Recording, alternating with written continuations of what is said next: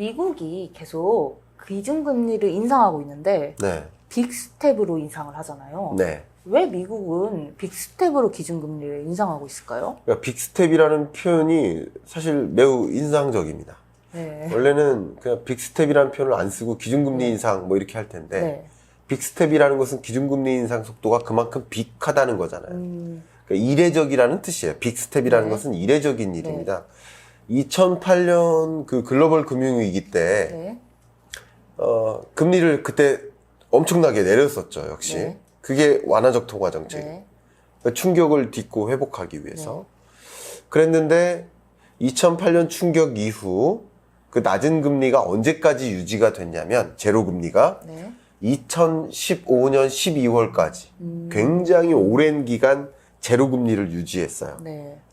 그러다가 15년 12월이 돼서야 네. 금리를 인상했는데 네. 베이비 스텝 아, 0.25%포인트.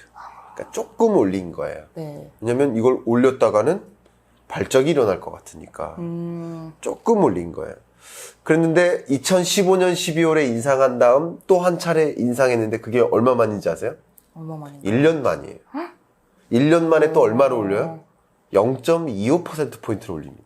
지금이랑 완전 다르네요. 지금이랑 다르죠. 네. 그러니까 굉장히 완만하게 이렇게 금리를 인상하는 통화정책 네. 기조적 변화를 네. 만드는 그게 보통의 룰이에요. 그렇게 해야만 시장이 그렇게 놀라지 않아요. 네. 역시 러시아 전쟁 전까지만 해도 네. 금리 인상 속도가 네. 완만할 것으로 봤습니다. 베이비 스텝을 유지할 것으로 봤습니다. 근데 베이비 스텝이 아니라 빅 스텝을 단행하는 이유는 네. 그만큼 지금까지는 베이비 스텝이라고 가정했었던 이유는 이런 인플레이션을 겪지는 않을 거라고 봤죠. 러시아 전쟁을 예상하지 못했으니까. 그래서 그냥 테이퍼링이 진전되고 테이퍼링 끝나면 기준금리를 인상한다. 네. 이렇게 전망을 했었죠. 네. 그랬는데 러시아 전쟁이 발생했으니까 대폭의 수정 조정이 필요한 거야. 전쟁 이후에 어떤 일이 벌어집니까? 인플레이션, 초인플레이션이 나온 거예요. 그러면 미국 같은 경제는 인플레이션을 잡기 위해 어떻게 할까요? 금리를 올리죠. 긴박하게 네. 인상해야 돼. 특히 한번 정치적으로도 생각해 볼까요? 바이든의 중간 선거가 있잖아요. 네. 하반기에. 그리고 시진핑도 역시 네. 있습니다. 중간 선거 성격의 것이 있습니다. 그게 이제 10월, 11월인데 네. 그때까지 결국 인플레이션을 잡지 않으면 네. 서민들의 네. 표를 얻을 수 있어요, 없어요? 없죠. 없죠. 네. 그러니까 정치적으로도 생각을 해보자는 거예요. 제가 그걸 믿자는 뜻이 아니고 네. 정치적으로도 어쨌든 물가를 잡아야만 하는 상황에 그렇네요. 놓인 거예요. 예, 표를 얻기 위해서라도. 그렇기 때문에 빅스텝을 단행하는 거예요. 네. 그래서 우리 계속 빅스텝 한다. 자이언트 스텝 한다. 라는 것을 계속 가이던스를 제시하는 겁니다. 네. 근데 그만큼 정말 초인플레이션 현상이 나오기 때문에 물가를 잡는데 총력을 가하는 그런 통화 정책. 그러니까 굉장히 높은 보폭의 기준금리 인상. 빅스텝이라는 거죠. 사실 2020년에 팬데믹 충격 때도 네. 그 충격을 딛고 일어나기 위해서 조금씩 금리를 인하한 게 아니라 네. 빅스텝으로 컷을 했어요. 아. 금리 인하도 굉장히 네. 큰 폭으로 인하했어요. 그걸 뭐라고 했습니까? 빅컷이라고 했죠. 컷. 네. 그냥 컷이 아니라 빅컷. 역시 스텝도 빅스텝. 역시 금리가 급격히 인하됐던 시점에서 네. 22년에는 급격히 인상하는 시대. 결국 시대적 변화가 있잖아요. 네. 네, 시대적 변화가 있다.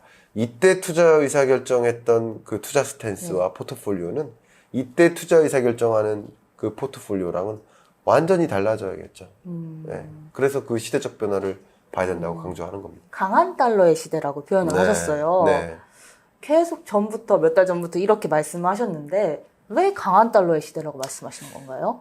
아마 여러분이 얼마 전에 월드뱅크 경제전망 보고서를 가지고 우리 이야기하는 그 영상을 보셨으리라 생각이 되는데 그때 제가 강조했었던 게 스태그플레이션 리스크라는 표를 썼어요. 월드뱅크의 경제전망 보고서에 어떻게 보면 그 부제가 네. 스태그플레이션 리스크로 시작을 합니다. 근데 재밌는 일은 아닙니다. 미국을 비롯한 주요 선진국들은 스태그플레이션으로 정의 내릴 수가 없어요. 왜냐하면 나름 경제가 탄탄해요. 네. 그러니까 인플레이션 경제인 거야. 네. 그러니까 어떻게 보면 경제가 뒷받침되니까 네. 마음 놓고 금리 인상을 단행하는 거예요. 그런데 굉장히 재밌게도 이 신흥계국들은 경제마저 엄청나게 꺾입니다. 굉장히 피폐해져요. 네. 그 대표적인 예가 유럽 중앙아시아라고 말씀드렸죠. 네. 마이너스 성장한다고 했죠. 근데 이 마이너스 성장하는 이런 유럽 중앙아시아 네. 그리고 그 주변국들도 굉장히 크게 침몰하는 침체 경제 네. 이런 과정에서 인플레이션까지 같이 찾아온 경제 그러니까 스태그플레이션이잖아요. 근데 이런 경제에서 금리를 마음 놓고 인상할 수 있습니까? 없죠. 없죠. 네. 금리를 인상할 수 없어요. 낮은 금리가 필요한 거예요. 중국도 그 대표적인 예잖아요. 중국이 가장 대표적으로 이 완화적 통화적 스탠스를 계속 유지하고 있어요. 네. 이런 것들이 미국은 계속 보폭을 들려서 금리를 인상하고 이런 신흥계도국들은 그렇지 못하니까 달러 가치의 강세가 계속 나오는 겁니다. 그러니까 미국 달러 또 유로존 유로화, 영국 파운드와 같은 주요 선진국 통화 가치는 굉장히 강하게 유지되고 그리고 신흥계도국들의 통화 가치는 현저히 떨어집니다. 네. 원래 돈의 가치는 그 나라의 거시경제 건전성을 보여주기도 해요. 단적인 증거가 전쟁이죠. 아, 전쟁 나면 그 통화 가치가 급락하죠. 그렇죠. 우리나라도 그래서는 안 되겠지만 만약에 우리 네. 전쟁, 한국 전쟁이 난다. 그러면 한번 생각해 보세요. 이 한국 돈의 가치가 어떻게 될까요? 확 추락하죠. 예, 그렇게 생각하시면 돼요. 그게 펀더멘털이에요. 그러니까 결국 이런 신흥국의 펀더멘털도 약하고 네. 그리고 그렇기 때문에 낮은 금리가 필요한 거고 그런 과정에서 이 돈의 격차가 계속 벌어지니까 강한 달러의 시대가 계속 유지되는 거예요. 이런 경제 속이니까 그래서 제가 말씀드렸던 돈의 이동이 계속 나오는 거죠. 신흥국으로 돈이 투자되지 않아요. 이런 와중에 제가 누차 말씀드렸었던 그 MSCI 선진국 지수 편입은 더 절실한 거예요. 이런 와중이기 때문에. 강한 달러의 시대, 강달러 기조가 계속되면 여기서 또 저희는 한국 사람이잖아요. 가장 궁금한 거, 한국 경제에는 어떤 영향을 줄까요? 기본적으로 강달러 시대는요, 네. 우리나라 기업에게도, 그러니까 모든 이런 거시경제의 흐름은요, 모두가 웃고 모두가 우는 일은 없어요. 금리가 올라가면 어쩌면 은행은 굉장히 감사한 일이에요. 수익성이 올라가거든요. 네. 근데 변동금리 대출자들이 가장 많이 울죠. 아, 그렇겠죠? 그러니까 같은 방향으로 거시경제 변수가 같은 네. 한 방향으로밖에 안 움직이잖아요. 네. 근데 그 한 방향으로 움직이지만 그것의 충격, 울고 웃는 건 달라요. 근데 다만 그 울고 웃는 것을 가감했을 때 그게 플러스인가 마이너스인가를 따져보는 거죠. 그게 이 경제정책의 방향인 거예요. 네. 연준 위원들도 우리나라 한국은행 금통위 위원들도 네. 그런 관점에서 통화정책 스탠스를 결정할 거예요. 모두가 웃는 일은 없어요. 마찬가지로 환율이 올라가면 웃는 자가 있겠죠. 그쵸. 수출이 굉장히 중요한 수출업자. 수출업자 입장에서는 계속 그 수익성, 네. 채산성이 올라가요. 달러가 강해지니까 네. 달러를 벌어들이는 일이잖아요. 네. 그러니까 굉장히 좋죠. 네. 그 가격 경쟁력도 생기는 거예요. 네. 그렇지만 이제 수입업자, 네. 특히 원자재 수입업자 굉장히 힘들죠.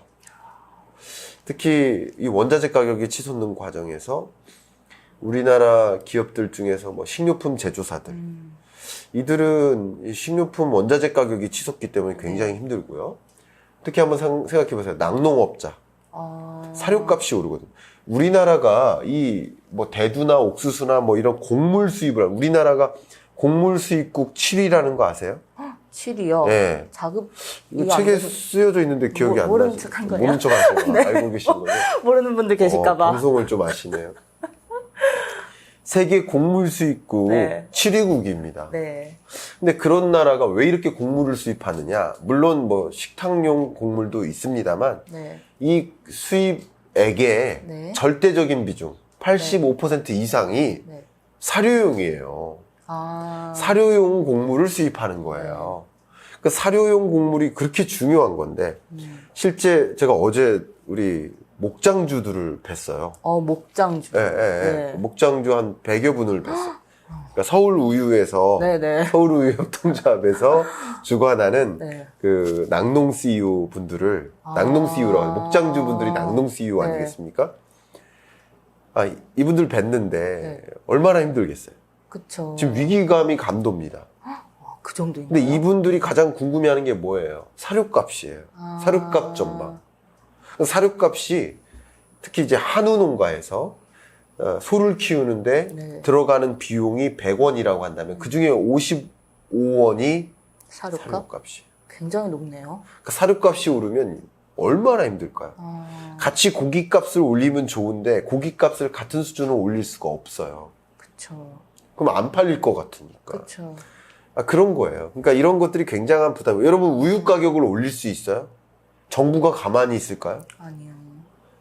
가격이 너무 높으면 서민들 힘들어지니까. 네. 우유 같은 경우는 정말 중요한 필수품 아니에요? 그쵸. 우유 안 먹고 자라는 아이들이 있냐 이거예요. 그러면 이런 저소득층 입장에서 우유 가격 오르면 굉장히 심각하거든요. 결국 우유 가격을 동결시키기 위해서 노력할 거예요. 네? 그런 노력 과정에서 기본적으로 원자재 가격은 어제 오르고 오늘 내리고 하잖아요. 네. 그러나 이런 소비재, 네. 이 완제품 가격은 어제 오르고 오늘 내릴 수 없어요. 태그 가격을 변동시킵니까? 그죠? 이 이디야에서 커피를 판매하는데 여기 어제는 3,500원, 내일은 커피 빈 가격 올랐다고 3,700원 못 올리잖아요. 그쵸. 3,500원은 계속 유지되는 거예요. 네. 그러니까 결국 이 가격이 유지되는데 커피 빈 가격만 오르면 여기는 얼마나 힘들까요? 그렇게 보시면 돼요. 그러니까 이런 식료품 제조사들이 굉장히 힘들어요. 결과적으로 이게 울고 웃는 일들이 있는데 네. 기본적으로 우리나라는 원자재 수입국이잖아요. 그쵸. 그렇기 때문에 웃는 일보다는 우는 일이 더 많은 경제인 거예요. 그러니까 하방 압력이 더 많은 경제 이렇게 생각하시면 좋겠습니다. 안타깝네요. 혹시라도 이 네. 위기감을 조성하는 것은 절대 아닙니다. 네. 어제 그 낙농 CEO 분들께도 네. 절대 위기감을 조성하는 게 아니라 바로 알고 가자는 거죠. 그래야 대비를 할 수 있어요. 그렇죠. 바로 알고 가자. 네. 그게 네. 초점이 있다라고 생각해 네. 주시면 좋겠습니다. 그럼 이런 기조들, 변화들, 이런 흐름들, 돈의 흐름, 이게 한국의 주식시장에는 어떤 영향을 줄까요? 돈의 흐름에서 벗어날 수 없죠. 그렇죠. 기본적으로 이렇게 돈의 가치가 네. 생각해 보세요. 미국 기준금리가 네. 자, 뭐 예를 들어서 이 녹화일 기준으로는 다음 주입니다만 기준금리가 빅스텝 인상했어요. 네. 그래도 지금 미국 기준금리는 갈 길이 많이 남았어요. 더요, 여기서? 그렇죠. 그러니까 이제 시작인 네. 거잖아요. 그러면 계속 금리 인상할 일만 남았는데 대략 한 23년 중반까지는 네. 인상할 일만 남은 거예요. 그럼 인상할 일만 남았는데 네. 그러면 코스피나 이 주식시장에 돈이 다시 유입되는 시점이 네. 그래도 주식시장은 이런 금융시장의 움직임보다 3개월에서 6개월 정도 선행하기 때문에 그러면 금리 인상이 끝났다. 정점이다. 네. 라고 하는 그 지점으로부터 빠르게는 6개월 전부터 반영되겠죠. 네. 그러니까 그렇게 역추산을 해본다면 22년 말까지는 네. 이 주식시장이 그렇게 기분 좋지는 않을 겁니다. 그러니까 제가 박스권에 계속 맴돌 것이다 라고 말씀드린 이유가 그겁니다. 더군다나 아까 우리 쉬는 시간에 질문하셨지만 우리나라가 이 실물 경제라는 측면에서는 정말 말 그대로의 선진국 맞습니다만 여전히 자본시장 관점에서 금융시장 관점에서는 선진국 시장에 부합하지 않아요. 뭐 외환시장 개방이라든가 여러 가지 조건들이. 그래서 이제 금융계에서는 이제 네. 신흥개도국으로 분류하는 경우가 좀 많이 있어요. 그래서 그런 것도 있습니다만, 우리나라는 어쨌든 이 금융 자본시장 관점에서는 신흥국 범주에 있기 때문에 결과적으로는 우리나라로의 자금 유입도 네. 크지 못해요. 달러 강세 시대에. 네. 그러니까 그런 것들, 이 돈의 이동과 함께 우리나라 주식시장이 그렇게 기분 좋겠다. 뭐 이렇게 볼 수는 없겠고요. 여러분이 뭐 좀 담아야 되겠다라고 한다면, 저점이다라고 한다면, 네. 제가 부탁드리는데 주식 시장의 저점을 네. 전고점과 비교하지 말아 주십시오. 그러니까 이게 뭐냐면 기술적 분석을 가지고 전고점보다 이렇게 떨어졌고 전 저점보다 더 떨어졌다. 네. 그러니까 이제 오를 일만 남았다. 아. 이런 식으로 해석하지 않아 주셨으면 좋겠습니다. 이때의 거시경제 여건이 있고 이때의 거시경제 여건들이 있어요. 네. 결국 거시경제 여건들과 비교했을 때 저점일가를 봐야 된다는 거죠. 네. 한번 예를 들어 볼게요. 네. 그냥 예를 들어서 전 저점과 비교를 했을 때 다시 전 저점까지 왔다. 그럼 이제 바닥이야. 네. 그럼 이제 담아야 돼. 네. 라고 생각하는 방식 말고요. 네. 미국의 기준금리 인상이라는 경로를 전망한다면 그런 관점에서 미국은 아직도 23년 중반까지 금리를 계속 인상할 일만 남았다라고 본다면 주식 가격은 아직도 저점이라고 볼 수 없는 거죠. 그렇네요. 그러니까 기술적 분석과 이런 거시경제 환경 분석을 같이 하셔야지 네. 이게 기술적 분석을 무조건 무시한다는 뜻은 아닙니다. 이 기술적 분석 안에도 수급을 볼 수 있는 굉장히 중요한 정보가 있기 때문에 이것도 중요합니다만 이 거시경제 환경 분석 주로 이제 금리와 물가나 이런 지표죠. 환율 지표. 네. 이런 것들과 비교했을 때 이제 코스피의 흐름을 같이 보시는 필요가 있다. 이렇게 보겠습니다. 이런 관점에서 이게 저점이라고 보기는 어렵다라는 거죠. 아직도 더 떨어진다는 뜻이라기보다는 이렇게 낮은 코스피 지수의 흐름이 반복된다. 근데 심지어 22년 상반기까지만 해도 실적은 괜찮았거든요. 네. 거시경제 여건이 나쁘니까 하방 압력을 받았던 거죠. 특히 외국인 자금이 다 빠져나가면서 그랬던 거죠. 근데 22년 하반기는 죄송하게도 실적마저도 그렇게 좋지 못할 것으로 봅니다. 한번 생각해 보세요. 이런 스태그플레이션 리스크가 도래하는 그런 네. 하반기 경제에서는 실적마저도 그렇게 많이 기대할 만큼의 그런 모습은 아닐 수 있겠다 이렇게 말씀드리겠습니다. 이런 식으로 이제 경제가 흘러가고 주식 네. 시장도 영향을 받네요. 네네.